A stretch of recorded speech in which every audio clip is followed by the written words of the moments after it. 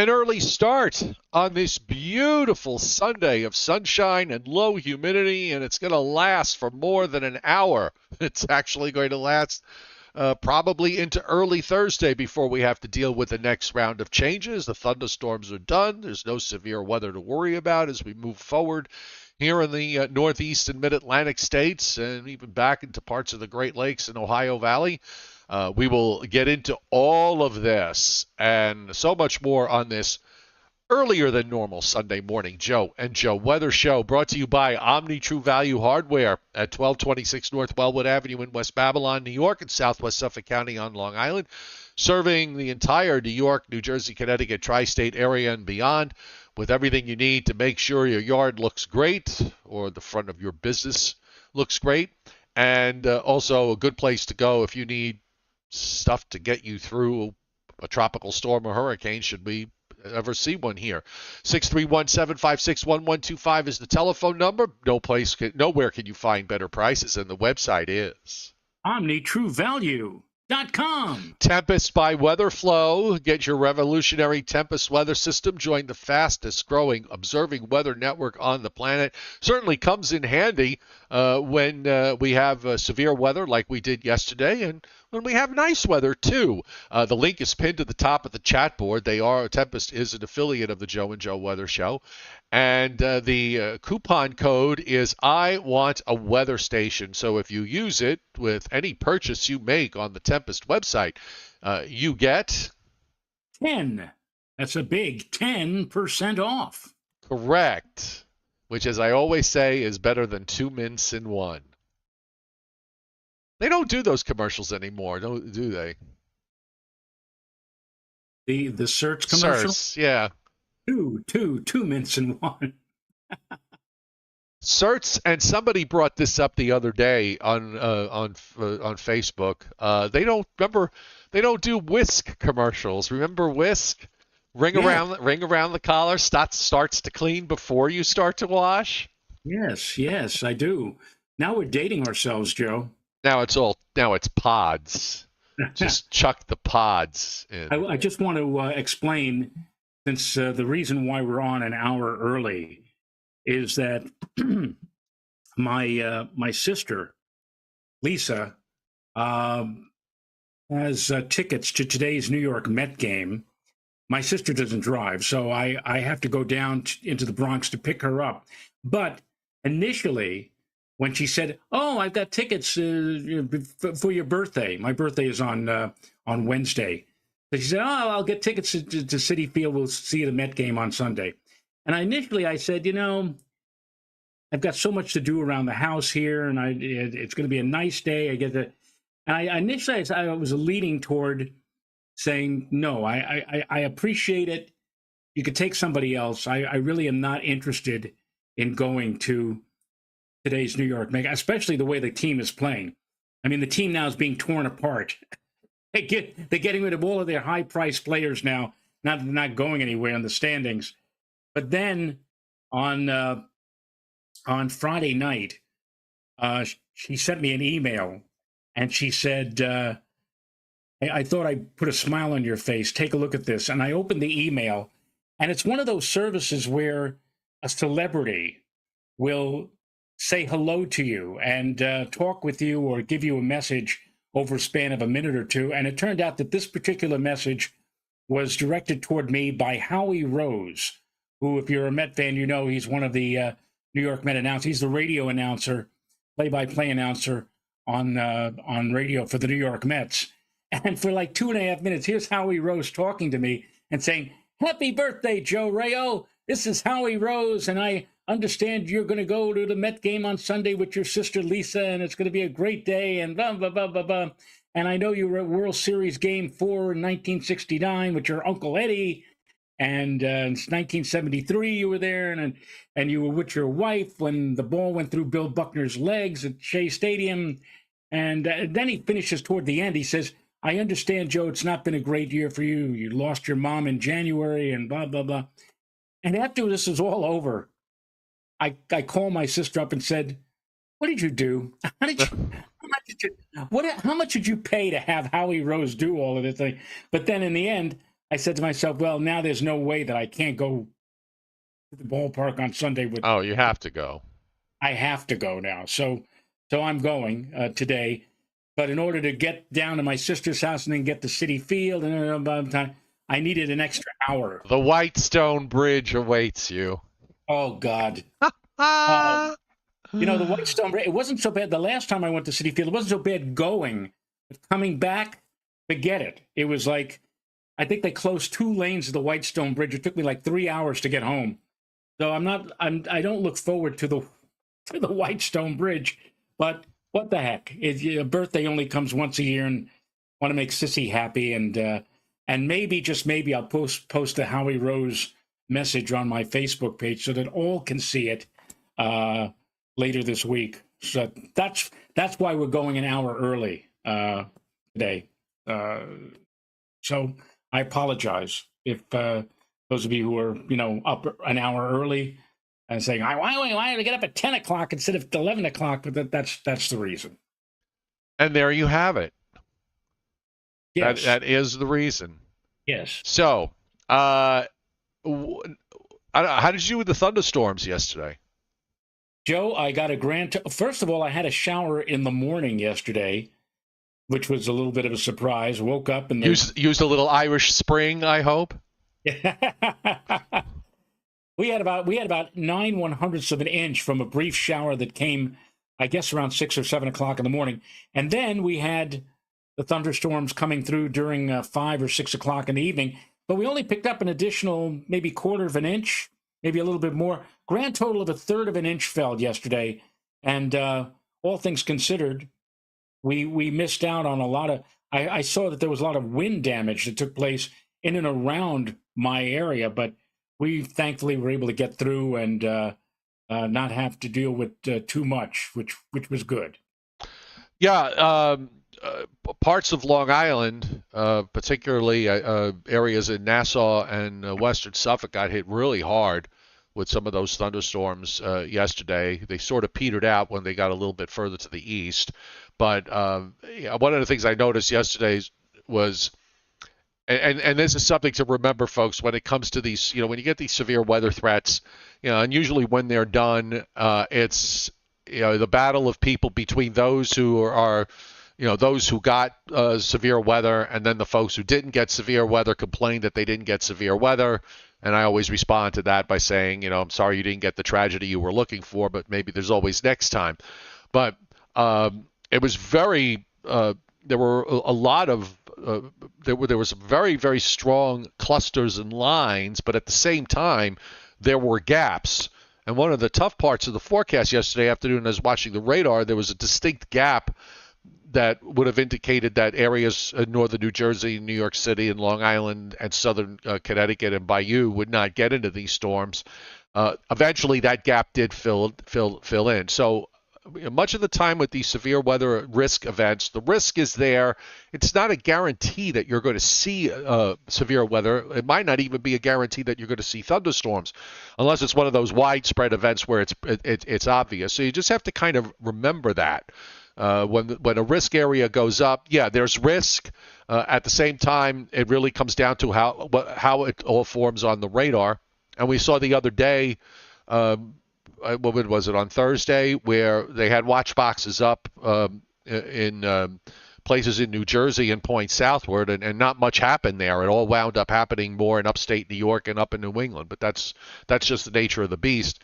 And in the meantime, we've got, this is a really, really nice air mass. We're going to string together, well, counting today, 4 days, and maybe you want to count the beginning of Thursday. So let's say 4.5 days where it's just going to be reasonable. Temperatures actually will probably be a little bit below average, and the dew points are going to be, in the 50s, even the 40s from time, some places from time to time through this first part of this week.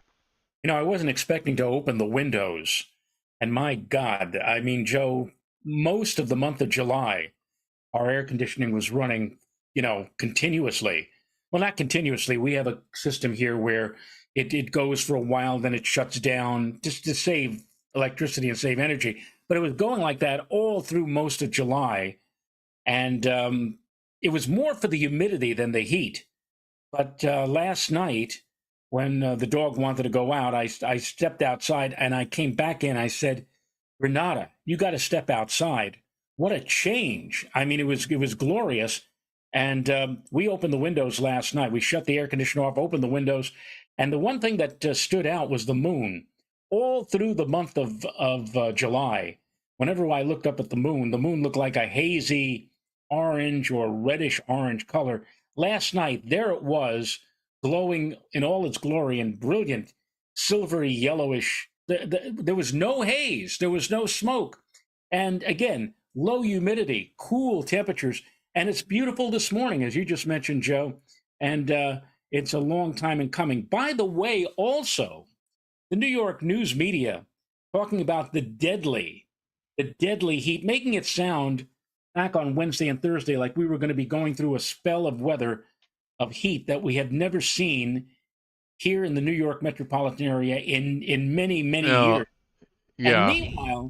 meanwhile, guess what? We didn't even get a heat wave. Central Park did not get to 90 yesterday. In this summer of 2023, Central Park is still looking for its first heat wave of the season. We were able to string together 2 days when the temperature got barely over 90, 91. I mean, you think about all the times in the past where we've had 95, 98. I could think of back in 93, we put 3 days of 100-degree temperatures. They make it sound like this was the Oh, everything is the apocalypse. It's really annoying. Everything is the apocalypse. Let's run to our safe spaces and all the rest of it. And it really it just drives me crazy. Now, to be fair, if you were in New Jersey, I mean, Friday was brutal. It was in middle to a few upper 90s there. And also Friday was a hot day, no question.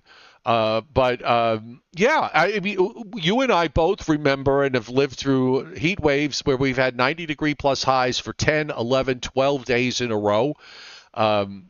Tony Gigi was pointing out on a post that he did on Facebook today how the models seriously underperformed by overdoing the high temperature guidance. Actually, the GFS in some respects did better than the European, not just here, but I mean in some places where the European was shooting numbers in parts of the plains up when it got hot there last week to 111, 10, 112.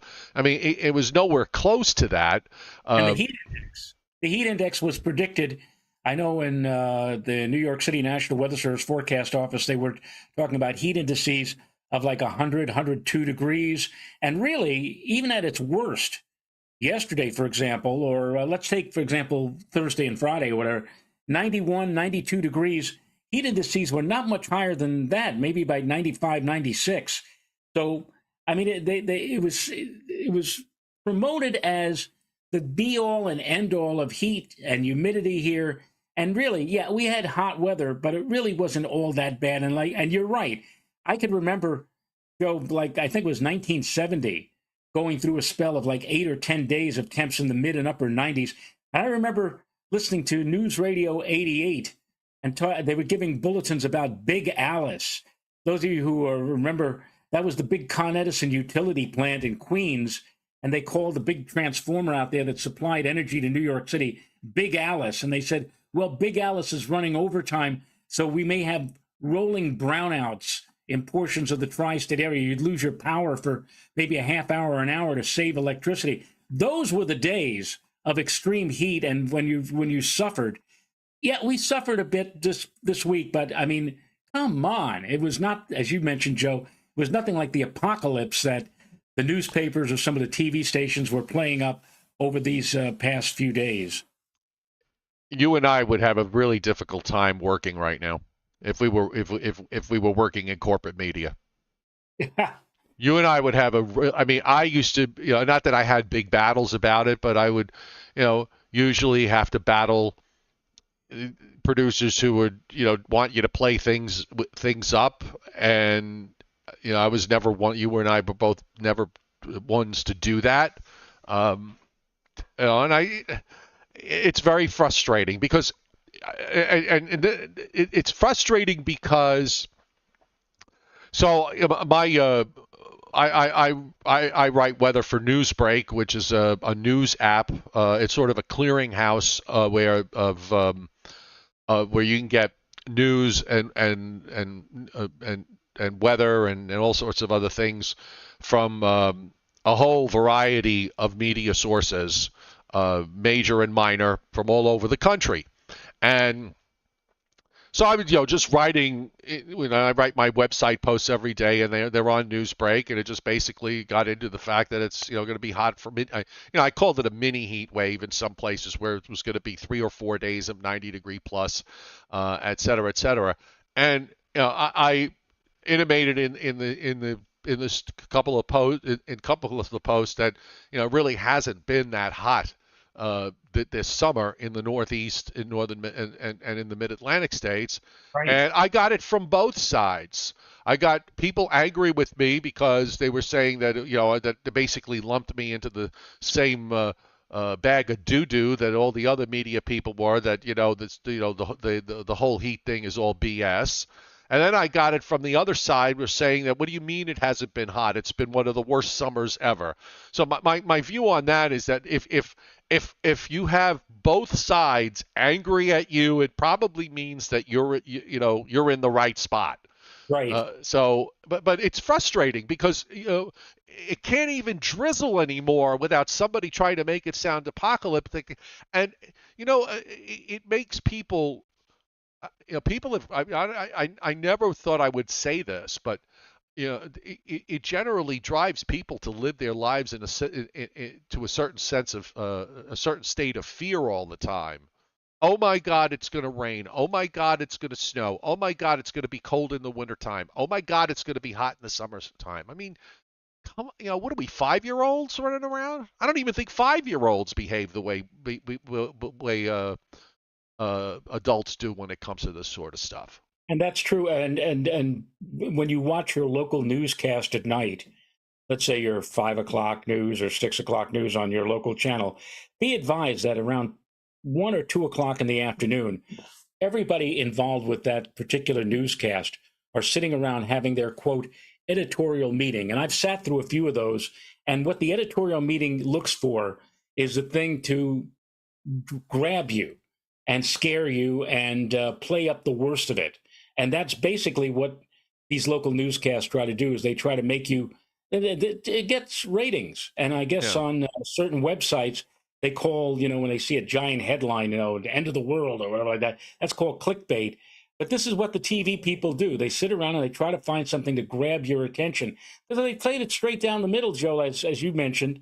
You'll watch the news, but you'll immediately turn to something else because, you want something that titillates you. No, you know what? Tom Contino, I'm going to give you a big piece of advice. Turn off Fox News, turn them off CNN, turn them all off. Turn the Weather Channel off. Get them all. Turn them all off. Okay, because they're only there to drive your. They're only there to drive your anger. Okay, Right. that's what their function is. They distort stories because they know it pisses their audience off, and an angry audience is a glued audience. An angry audience is an audience that watches 24/7. And you know Right. what? You don't need to be living your life with all that anger. I don't. My friends are always amazed with me when I tell them that I don't watch. They'll be talking about you know what they saw on Fox News or MSNBC or whatever, and they are amazed by the fact that, being someone who worked in television for 40 years, uh, what I say, I don't know. I don't know what you're talking about because I don't watch I don't watch TV news, and I don't watch it at all. Okay. I didn't realize it until earlier this week. I saw a movie. I forgot what the name of the movie was, but there was a clip where the people, the characters in the movie, were watching TV and they were watching CNN. And it was only on for about 30 seconds. But in watching that clip, Joe, I said to myself, holy mackerel, I had forgotten. CNN was actually doing news. They were actually talking about news events, covering news events that were taking place at the time. You turn on CNN now or MSNBC or Fox News, they don't do that anymore. No. What they do is they concentrate in half-hour or hour blocks political Right, and driven the stuff. and the theme running through all of it is, um, because you're in your own echo chamber, and that's really problematic as a person when you're sitting. By the way, I'm having some some video problems here. I don't know why my camera's kind of like not working right. But uh, you put yourself. People put themselves in an echo chamber where they only listen to things that they only listen to stuff that they agree with.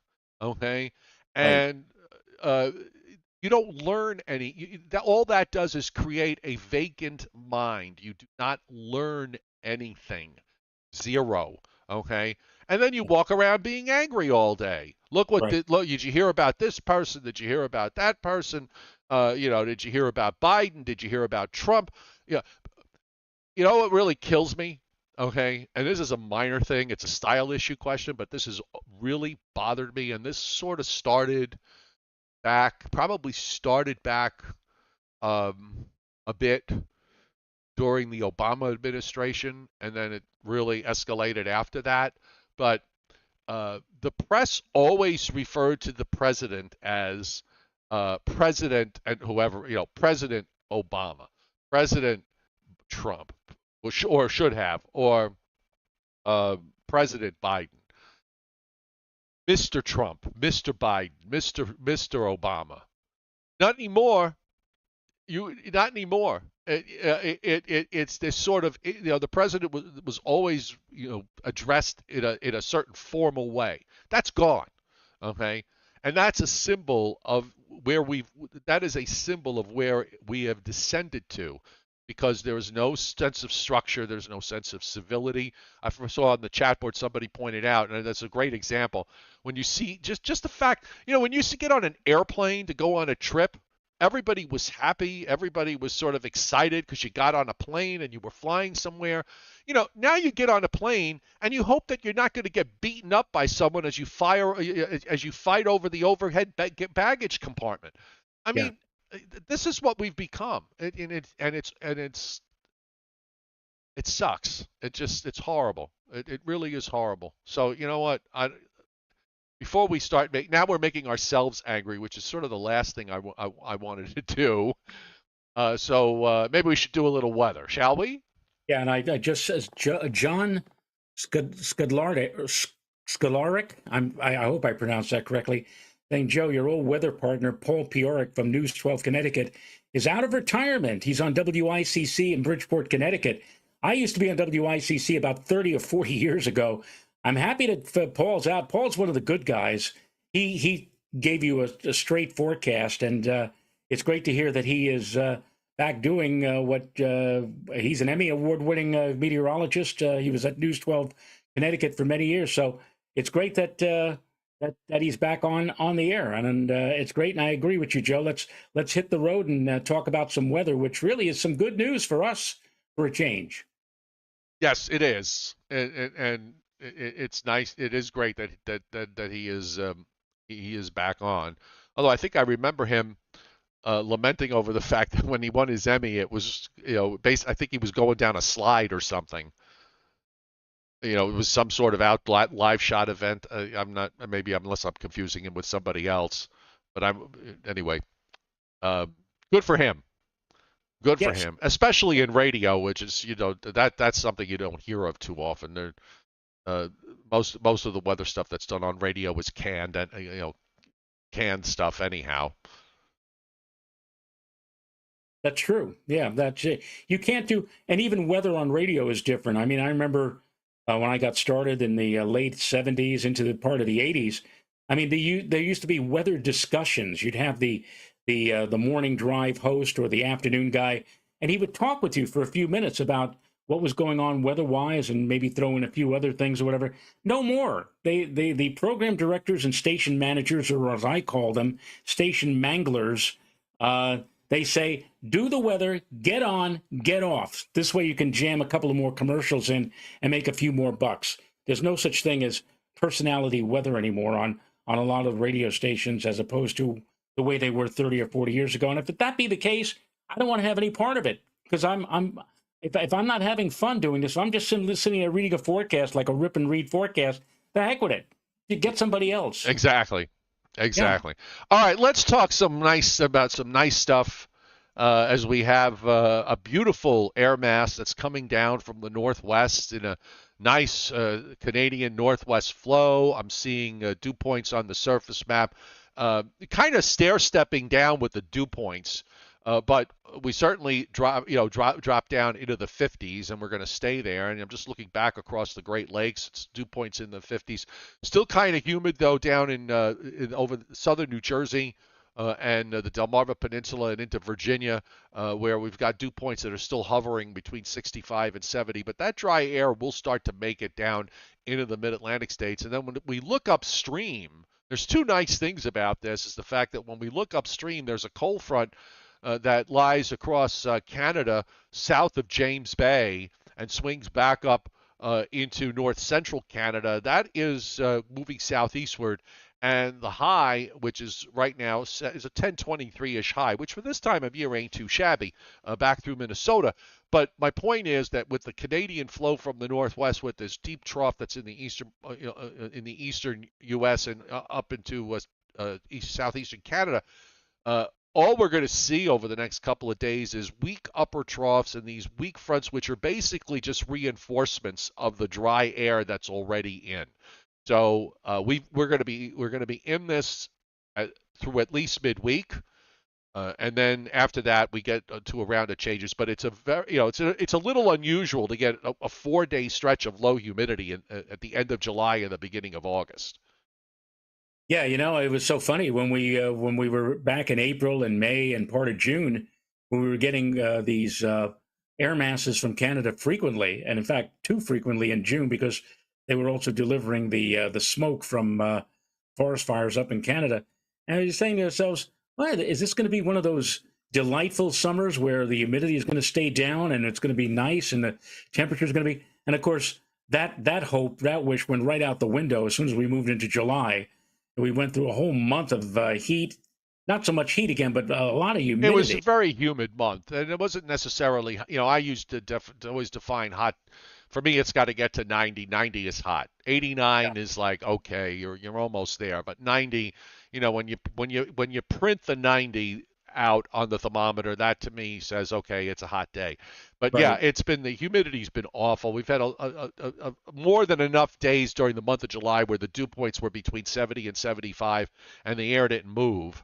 Meanwhile, by the way, in the southeast, just want to mention, we had a really strong thunderstorm that went through last night. It passed just to the east of me, but there were areas where I got a lot of wind. In fact, I was out on the deck when the wind started, and it was so strong. I mean, I don't know how strong. I mean, certainly I noticed when I drove out this morning there was a lot of debris down. So we certainly had gusts of 40, 50 miles an hour. But the cell pass to the east, I only got about a quarter of an inch of rain. But some areas here did experience a lot of tree branches taken down and so on. Off my Tempest weather station, here's an opportunity for a shameless commercial. But you will be happy to know, Joe. Well, right now it's 73 here because it's been cloudy all morning. Yesterday, let's see. Yesterday my high was 89.1. Okay. So close. 80 the day before 89.6. So that's the 28th. Wednesday, right? Wednesday was the 27th. No, Thursday was the 27th, right? 28th. Yeah. So Thursday the 27th, the highest temperature I have seen here, Joe, 92.1. After a morning low of 62.8. And then the day before that Wednesday, the low was 61.9 and my high temperature was 90.5. And on the 25th, which was last Tuesday, 57.9 was my low and 86.4 was my high. So if And those that's a 20, and that's at 2,200 feet. yes. So I would Ooh. just tell you this: for those of you who contemplate moving to the south, or hear about what happens in the south, and think, oh, I couldn't possibly live through that summer. It really depends on where in the south, because if you live away from the coast and you move yourself up into some of the more mountainous areas, um, it is it is cooler, and I don't care what anybody says. I've had days here where the dew point, during the daytime, the dew point's above 70. It's not that bad. It's there's just something different, Joe. Maybe it's the quality of the air here uh, in the mountains versus in urban areas where the air quality is very poor, and the air essentially doesn't move because you most of the time when it's hot you don't get much of a wind. But up here, even on the humid days, it to me it's far more bearable than anything I ever experienced on in when I lived on Long Island and when I grew up in New York City. It's much better here. Yeah, It yeah, is. I Anyway, agree. anyway, that's just my little take on that.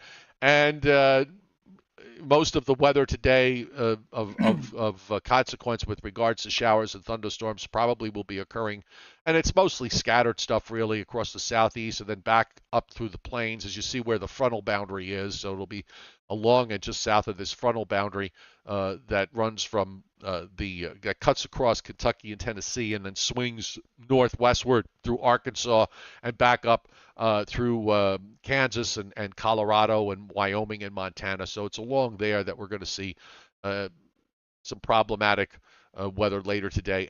And satellites, most of the country, I mean, there's some patches of clouds here and there. There's a thunderstorm or two here and there, but I mean, the Northeast, it's not only clear or mostly clear, Joe. I see no signs of any smoke at Right, all. I mean, right. It's that deep blue sky clear that we're seeing, and the air has been completely cleaned up by that cold front yesterday.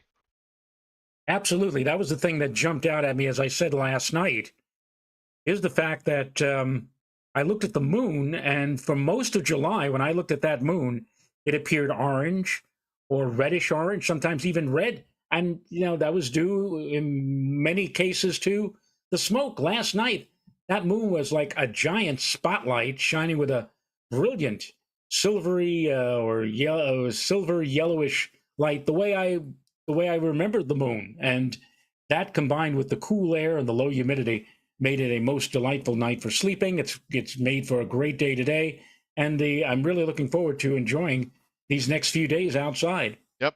Close-up view of the Northeast and Mid-Atlantic states. Just a really nice day. You see lightning strikes going on offshore with yesterday's cold front and thunderstorms. Again, it's just a few patchy fair weather clouds running. There's some kind of little disturbance there running through the Catskills there where there's some patchy clouds moving southeastward, but it's a small area. So you may see some clouds come in for an hour or two and then they go away. Some areas won't see them at all. Radar this morning is as clean and quiet as it's been in a long time. With not much happening, the northeast and mid-Atlantic fine. You see the showers in coastal North Carolina, also some showers in western Virginia, and moving into parts of northwestern North Carolina. A couple of a thunderstorm cluster in northern Alabama, moving southeastward there. Out in the northern plains, we've got some severe weather happening there in the Dakotas with a few severe thunderstorm warnings this morning on the North Dakota-South Dakota state line. And we've got an arm of showers and downpours moving westward in southeastern Arizona and in the northern part of Baja California. You don't see that too often. And some scattered showers up in the northern Rockies. The Storm Prediction Center for today: marginal risk in the southeast and the Gulf states northwestward up into the northern plains, where it becomes a slight risk in parts of South Dakota, and western Nebraska, and into eastern Montana and northeastern Wyoming. And let's see, we got tornado risk. Yeah, 2% tornado risk up in the plains. Severe weather this week is calming down a bit because then as we look at Monday into Tuesday, we SPC is indicating general thunderstorms from Maine down to Florida tomorrow. But because we do have one of these upper troughs that's going to come through, and that might set off a scattered shower or thunderstorm somewhere. But for the most part, it's working on dry air that's going to even drier air. So it's not like we're going from tropical air to very dry air like we did yesterday. So it's not maybe more low top stuff than anything else. Marginal risk along the North and South Carolina coast and a small portion of Georgia. Marginal risk up in the northwestern plains. And then as we look on to day 3, where we have no severe weather being indicated at the moment, and you can see Wednesday may wind up being the best day this week because the core of the dry air is going to be over the Northeast, the Ohio Valley, the Great Lakes, all the way down, even to me. I'm going to get into some of these dew points. Well, it would have to be that way. It's my birthday. That is correct. That is correct. When I entered this world years ago, on my first day on this planet, I looked back at the weather records that day. The temperature at Central Park, the high temperature was something like 76 degrees, low humidity, blue sky, bright sun. It was as perfect a summer day as you possibly could ask for. And Joe, by the looks of things right now, we may be repeating that kind of day this coming August 2nd as well. Well, we wouldn't have it any other way. Believe me, I've known many a birthday over all of these years. I could remember not a few birthdays where it was quite the opposite, quite different from that. But it's always nice to have that kind of weather come on the 2nd of August, and that's exactly what we're looking for. The Weather Prediction Center's rainfall forecast for this week, and this is back-end loaded because we're not going to see much until maybe Thursday night and Friday, depending on how vigorous this next cold front is. It was looking like it was going to be something pretty vigorous. Last couple of runs have backed off a little bit, but that could just be a hiccup right now. We may go back to a more vigorous look, but we'll see. 1.5 inches plus for much of New England. And 2.5 inches plus for northern New England, where they've had a lot of rain this summer. Also, we're looking at 3/4 of an inch to 1.5 inches from the middle Mississippi Valley east across the lower Ohio Valley to the mid-Atlantic coast, and some areas of 2 to 3 inches in eastern Tennessee and southeastern Kentucky and southern West Virginia. Also in central and south Florida. Looking for rainfall amounts of up to a couple of inches or more. And remember, it's convective, so it's always possible that in these situations you could wind up with double the amounts. And we continue to see quite a bit of rain falling. This has been going on for a while now in the central Rockies and even into the northern Rockies, where the rains have been, and it doesn't rain much out there. So to see this is actually rather encouraging because a number of the major rivers, like the Colorado River, has been dealing with very dry conditions, and maybe this is certainly helps the cause. But we're looking at 3/4 of an inch to 1.5 inches, and in some cases, in some local areas, maybe as much as 2.5 inches. So some good news from that standpoint. So I mean, the only real issue this week, I think, and I'm going to bring up the upper air pattern because we have a continuation of the trend as your friend. It's been blocky in the North Atlantic, and it sort of remains so. The pattern in the eastern states has been amplified by trough after trough, and we have it's a nice wrapped up upper low there in northern Quebec that covers the eastern states, with the westerlies going all the way down to central Florida. I mean, that's a fairly amplified look for this time of year. And as we go through this week, we go through the same scenario where, the trough pulls out, and then there's another trough that comes in behind it. You see it here for the end of the week. Again, doesn't look quite as vigorous as what it was looking like late last week. But European has some different ideas on that. And we still have a tendency for troughing, Joe, right through the middle part of the range. I mean, another upper low fires up over Hudson Bay. There's one behind that one, and that creates a broad trough in the east as we head, from August 10th and beyond.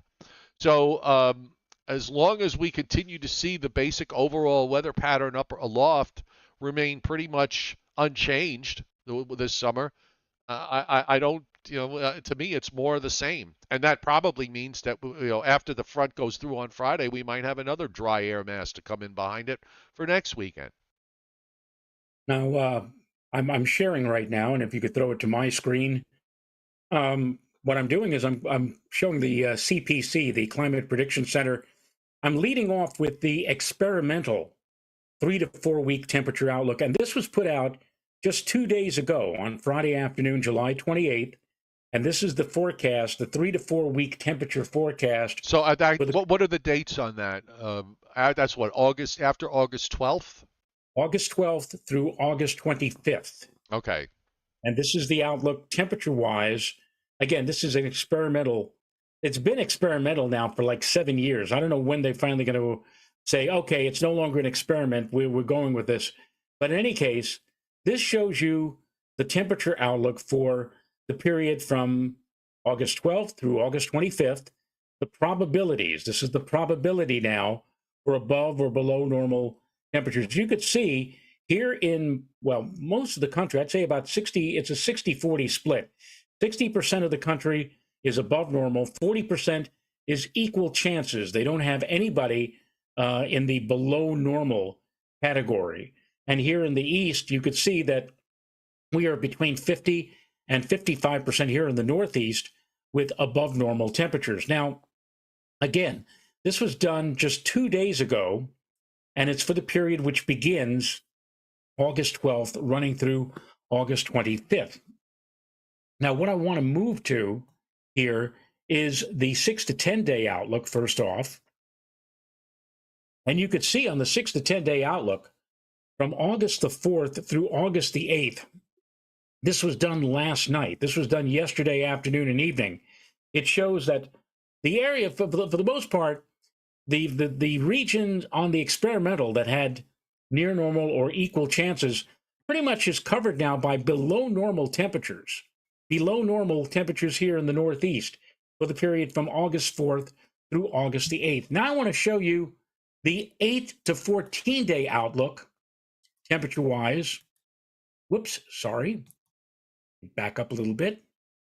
Go back here to, here you go. Now remember, the experimental frog that was developed 2 days ago, and which begins on August the 12th, runs from the 12th to the 25th, had much of the Northeast in above normal, and this region here equal chances for above or below normal temperatures.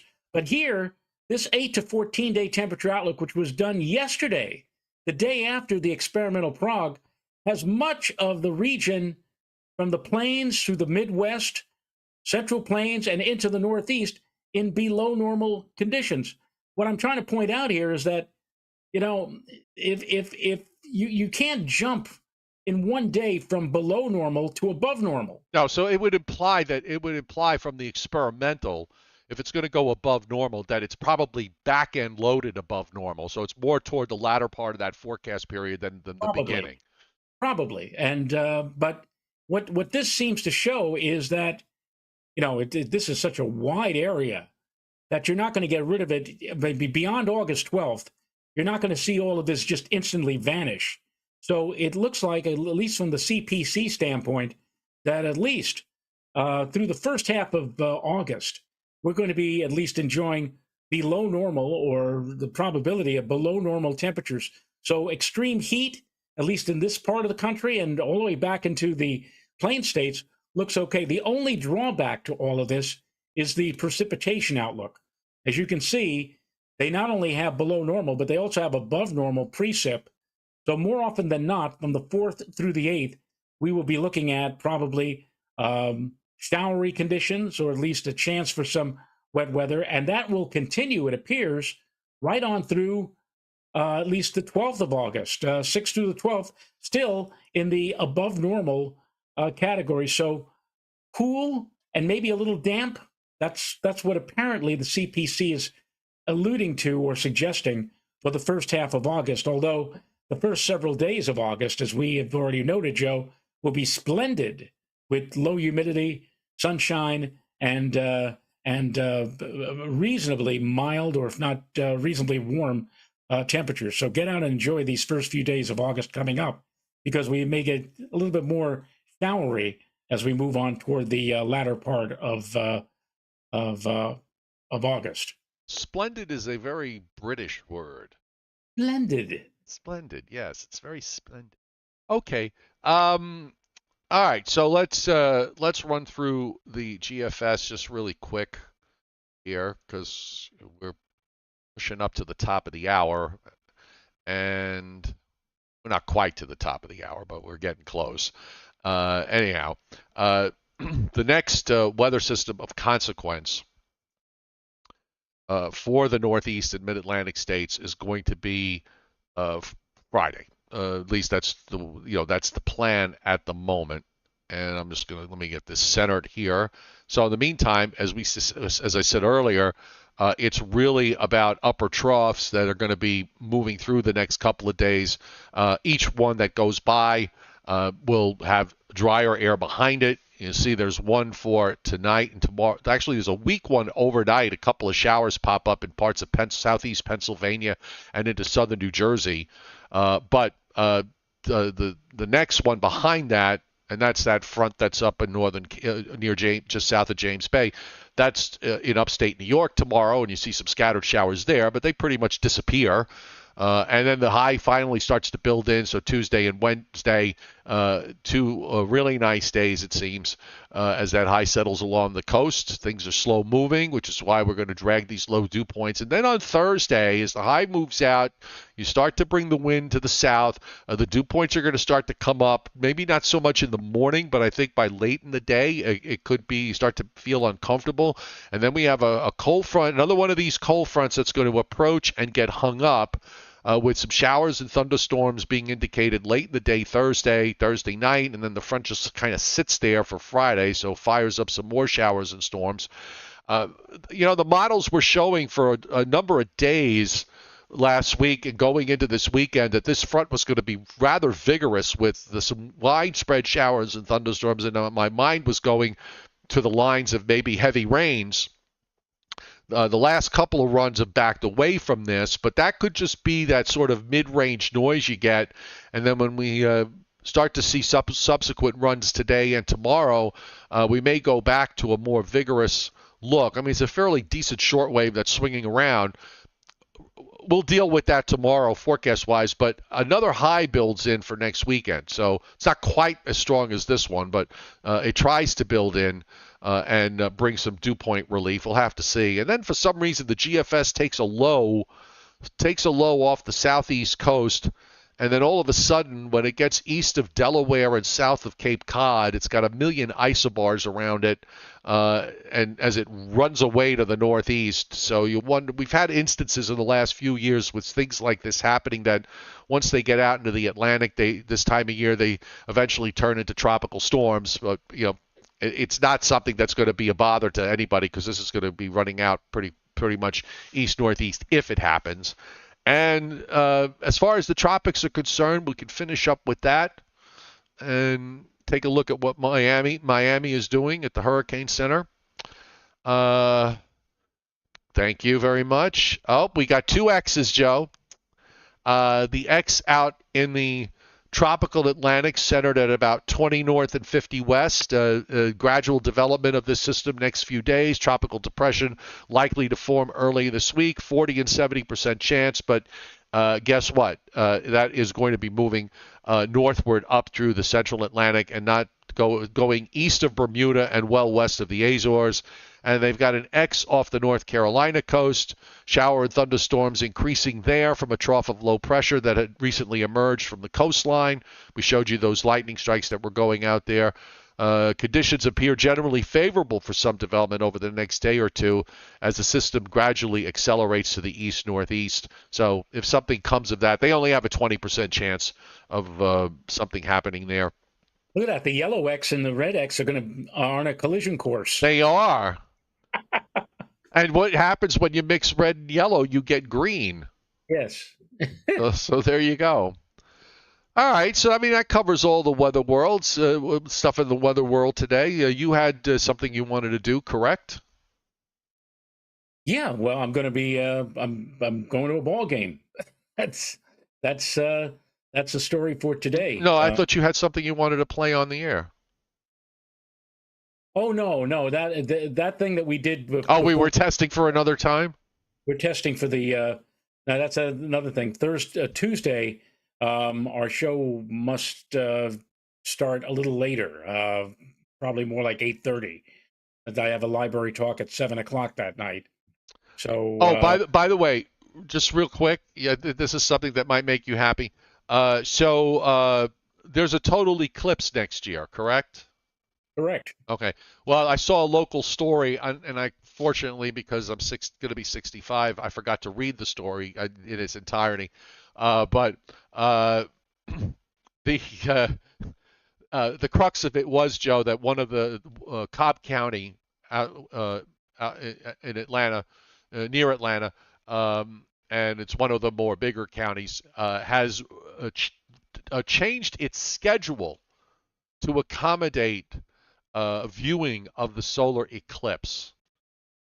Oh, So they changed the school schedule so that they could the school schedule for the kiddies, so the kids will be able to participate and watch the eclipse.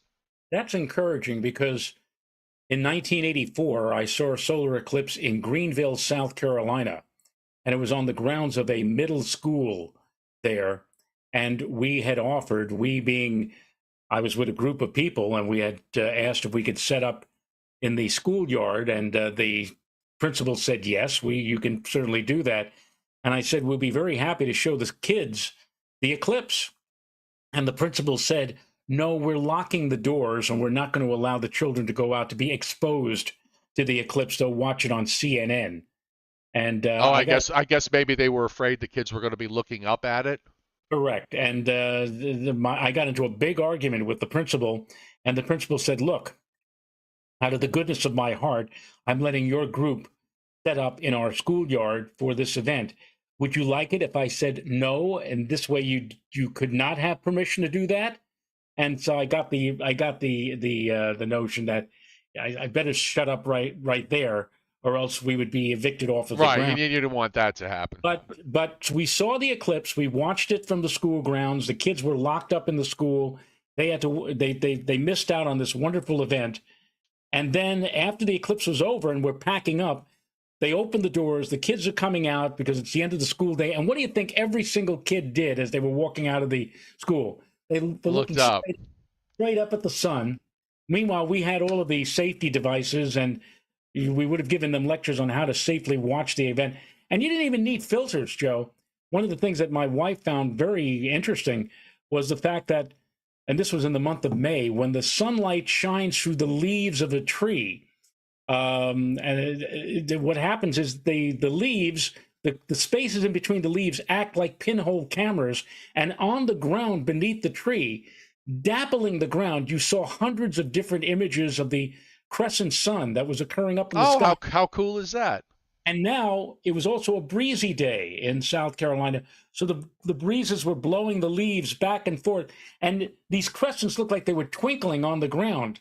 And that was I said, look at that. That's great. The whole thing. And all you do is just look on the ground, and there's the eclipse appearing, to sparkle or twinkle. But no, because of the thought that, oh, the kids are going to get blinded if they look at it, the kids had to be stuck inside and watch CNN. And I'll tell you something, next year, April, when the eclipse comes along, I highly doubt CNN is going to do anything about it. Neither will Fox News, or neither will MSNBC. They'll just continue with their political Crap. mishmash, their political crap. Maybe they'll break in and everything. Oh, by the way, there's an eclipse of the sun going on. Here's a view of it. and boom, it's like, all right, thank you very much, and let's get back to Hunter Biden and whatever he's done, that kind of. Yeah, I know. It's crap. It's It was crap. We talked about this earlier. If you're tuned in late, it's all crap. It's all anger. It's all based on putting you in an echo chamber to piss you off, it was a and different I will have no part of it. it was a different era back in the 80s, the 90s, even 10, 15 years ago, but that's not the way the world is today. Nope. Anyway, And on that note, you got a bowl game to go to, so we will see everybody tomorrow at 7:35 p.m. Eastern Time. Yes, go Mets, whichever way they're going. They can only go up, I guess. They can't go, can't sink much they can't lower. get much lower. They Right. can't get much lower. All right. Yeah. So we'll see everybody tomorrow. Bye bye. Bye bye. Bye bonds.